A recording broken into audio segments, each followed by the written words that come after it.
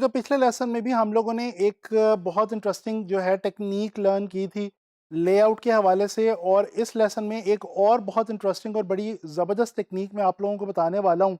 जिसकी मदद से आप लोग बहुत खूबसूरत लेआउट्स जो हैं वो बना सकते हैं, तरतीब दे सकते हैं। अच्छा, ये जो टेक्निक है इसका नाम है स्केल एंड हायरार्की। अच्छा, स्केल के हवाले से मैं पहले भी आप लोगों को पिछले लेसन्स में बहुत डिटेल के अंदर समझा चुका हूँ और बता चुका हूँ। यहाँ पे हायरार्की जो है इसको मैं थोड़ा-सा आप लोगों के लिए ईज़ी करता चलूँ और डिफ़ाइन करता चलूँ।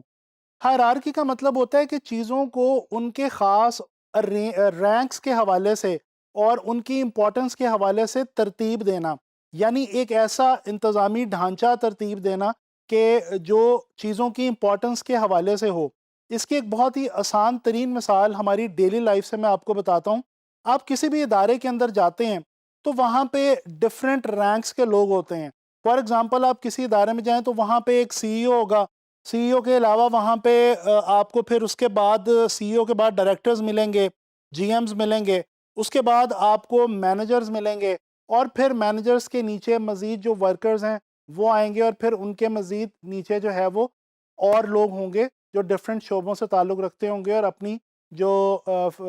फ़ील्ड के अंदर काम कर रहे होंगे, अपनी सर्विसेज़ दे रहे होंगे। अच्छा, अब ये जो बेसिकली रैंक वाइज जिस तरह हमने देखा कि एक कंपनी के अंदर सबसे ऊपर एक बॉस है, वो एक सीईओ है, फिर उसके बाद एक जो है वो एक बड़े ओहदे का बंदा है, फिर उसके बाद एक और ओहदे पे है। तो इस तरह ये ओहदों के लिहाज से या रैंक वाइज, अब ये बेसिकली जो पोजीशन है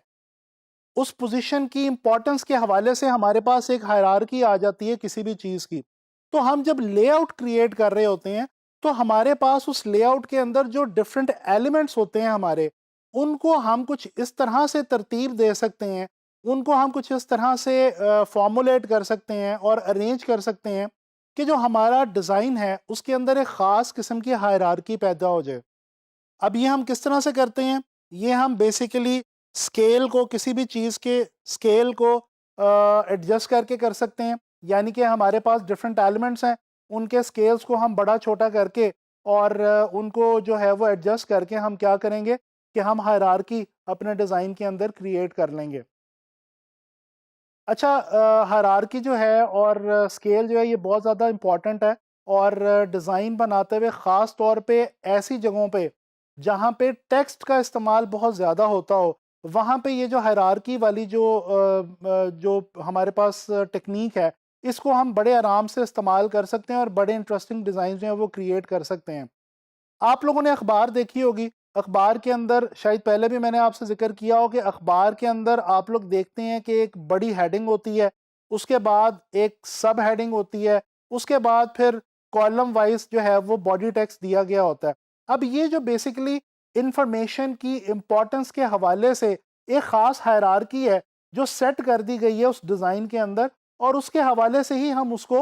देखते हैं। मिसाल के तौर पे ये एक न्यूज़पेपर कटिंग है, इसको अगर आप ज़रा गौर से देखें, ये न्यूज़पेपर का एक पेज है, और इसके डिज़ाइन में अगर आप देखें, नील आर्मस्ट्रॉन्ग जब चाँद पे गया था तो उसके ऊपर जो न्यूज़पेपर्स में खबरें छपीं, उसमें से एक न्यूज़पेपर की जो है वो न्यूज़ कटिंग है। अच्छा, इसमें आप देखें कि सबसे ऊपर जो टाइटल है, ऑन द मून, जो मेन टाइटल है, मेन हेडिंग है, वो सबसे बड़ी करके और बहुत बोल्ड करके, हैवी करके दी गई है। उसके बाद उसके नीचे जो सब हेडिंग है, a giant leap for all of mankind, वो बताई गई है। और उसका जो साइज़ है, वो जो हमारा टाइटल था या हेडिंग थी उसकी निस्बत कदरे छोटा है। लिहाज़ा हमारी नज़र सबसे पहले उस ऑन द मून वाले सेंटेंस पे, उस टाइटल पे या उस हेडिंग पे जाती है। उसके बाद इस दूसरी लाइन पे हमारी नज़र जाएगी, और उसके बाद जो नीचे बॉडी टेक्स्ट दिया गया पिक्चर के बिल्कुल साथ, उसके ऊपर हमारी जो नज़र वो जाके ठहरेगी। तो अब ये आप लोगों ने देखा कि ये बेसिकली हायरार्की होती है, और इसकी मदद से हम लोग बहुत आसानी से अपने डिज़ाइंस के अंदर जो है वो इंटरेस्ट क्रिएट कर सकते हैं। ना सिर्फ इंटरेस्ट क्रिएट कर सकते हैं, बल्कि मैं आपको यहाँ पे ये चीज़ बताता चलूँ, हायरार्की की टेक्नीक को इस्तेमाल करते हुए आप अपने डिज़ाइन के तमाम पोर्शंस को उनके इम्पोर्टेंस के हवाले से आप डिवाइड कर सकते हैं। और अगर आपके डिज़ाइन के अंदर हायरार्की होगी, तो जैसे अभी मैंने आपको ये एक एग्जांपल में दिखाया था, तो आपको पता चला कि हायरार्की की मदद से होता क्या है कि पहले जो चीज़ सबसे ज़्यादा इंपॉर्टेंट है उस पे ध्यान जाता है, फिर जो उसके बाद इंपॉर्टेंट चीज़ है और फिर उसके बाद, और इस तरह से एक तसलसल के अंदर देखने वाला जो है वो आपकी लेआउट में कोई भी चीज़ मिस नहीं करता, वो वन बाय वन जो है वो एक ख़ास ऑर्डर में, ख़ास तरतीब में तमाम पोर्शंस को और तमाम एलिमेंट्स को देखता चला जाता है। ये एक और मैं यहाँ पे आप लोगों से डिज़ाइन शेयर करना चाहता हूँ। बीटहोवन ये एक म्यूज़िक कंपोज़र है और इसके हवाले से ये एक पोस्टर जो है वो डिज़ाइन किया गया है। अच्छा, मैं यहाँ पे आप लोगों को ये भी बताता चलूँ कि ये जो एग्ज़ाम्पल्स मैं आप लोगों से शेयर कर रहा हूँ, आप देख सकते हैं कि इनके जो डिज़ाइनर्स हैं उनके नाम भी यहाँ पे साथ दिए गए हैं, तो वो भी आप जो है वो रीड कर सकते हैं। अच्छा, ये जो पोस्टर है इसको अगर आप गौर से देखें तो इमेज जो है, जो बीटहोवन जो कंपोज़र है जिसके ऊपर बेसिकली ये डिज़ाइन बनाया गया है, उसके इमेज को सबसे बड़ा करके तकरीबन पूरे जो स्केल है हमारा, जो पूरा यानी कि जो इस पिक्चर का या इस डिज़ाइन का जो टोटल स्केल है, उस पूरे स्केल के ऊपर उस पिक्चर को एडजस्ट किया गया है। और उसके बरक्स जो टेक्स्ट है, एक लाइन लिखी हुई है, आप नीचे देख सकते हैं बीटहोवन, और उसके नीचे मज़ीद छोटे साइज़ के अंदर कुछ बॉडी टेक्स्ट दिया गया है। तो आप देख सकते हैं कि सबसे पहले वो इमेज है,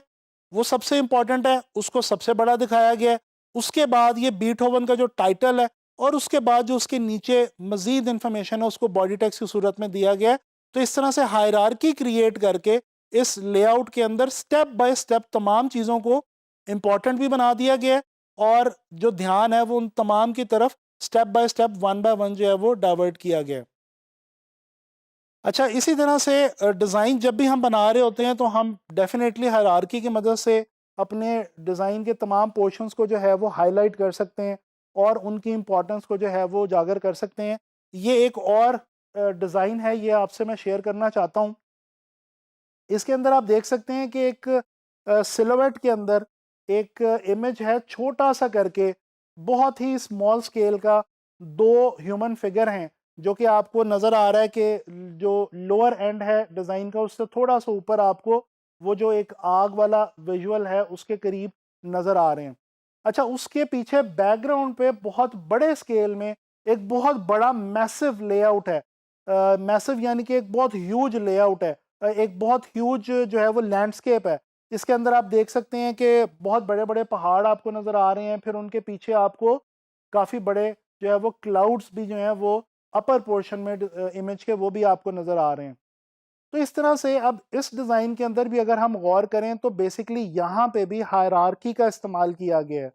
अच्छा, यहाँ पे जो छोटा सा सिलुएट इमेज है उसकी एक अपनी इम्पोर्टेंस है, उस पे अपनी एक जो अटेंशन है वो खुद ग्रैब कर रहा है, ठीक है? क्योंकि वो सिलुएट में है और बहुत छोटा करके है। तो यहाँ पे एक और चीज़ आपको पता चली, जो अटेंशन है वो सिर्फ बड़ी चीज़ों की तरफ नहीं जाती। अटेंशन एक छोटी चीज़ भी जो है वो भी हासिल कर सकती है, उसकी तरफ भी हमारा ध्यान जा सकता है अगर उसको किसी बहुत बड़ी चीज़ के साथ इस्तेमाल किया जाए और उसके साथ अरेंज किया जाए। तो यहाँ पे इस विजुअल में हम इस सिलुएट को देखते हैं और उसके बाद फिर हम जो है वो हमारा ध्यान जाता है इन बड़े-बड़े पहाड़ों की तरफ और पीछे फिर क्लाउड्स की तरफ। तो इस तरह से ख़ास हायरार्की के अंदर जो है वो यहाँ पे भी विजुअल क्रिएट किया गया है। अब इस इमेज में ख़ास बात जो मैं आपको बताना चाह रहा हूँ वो ये है कि यहाँ पे रिवर्स तरीके से हायरार्की इस्तेमाल की गई है। यानी कि यहाँ पे पहले हमारा ध्यान जो है वो खुद ब खुद जाता है उस छोटे स्केल की चीज़ पे और फिर उसके बाद बड़े स्केल की चीज़ पे हमारा ध्यान जाता है। तो बेसिकली पता ये चला कि हम जब हायरार्की बनाते हैं अपनी लेआउट्स के अंदर तो हम बड़ी चीज़ों को भी पहले हाइलाइट कर सकते हैं और छोटी चीज़ों को भी इस तरह से क्रिएट कर सकते हैं कि हम दोनों तरीके से वाइस वर्सा जो है वो अपने डिज़ाइंस क्रिएट कर सकते हैं। यानी कि देखने वाले की आँख जो है वो पहले बड़ी चीज़ की तरफ जाए या पहले जो छोटे स्केल की चीज़ है उसकी तरफ जाए, ये डिसीजन हम खुद अपने डिज़ाइंस के अंदर कर सकते हैं। तो आप लोगों ने देखा कि स्केल और हायरार्की जो है, इसकी मदद से हम कितनी इंटरेस्टिंग लेआउट्स जो है वो क्रिएट कर सकते हैं। आप लोगों ने अब इसको जो है वो एक्सप्लोर करना है, इसके ऊपर मज़ीद रिसर्च करनी है और आप लोगों ने अपने डिज़ाइंस के अंदर, अपने लेआउट्स में इस टेक्नीक को जो है वो इस्तेमाल करना है और इससे डेफ़िनेटली आप लोगों को बहुत ज़्यादा फ़ायदा होगा। इंशाल्लाह ताला नेक्स्ट लेसन में कोई एक और बड़ी इंटरेस्टिंग टेक्नीक लेआउट के हवाले से आप लोगों से डिस्कस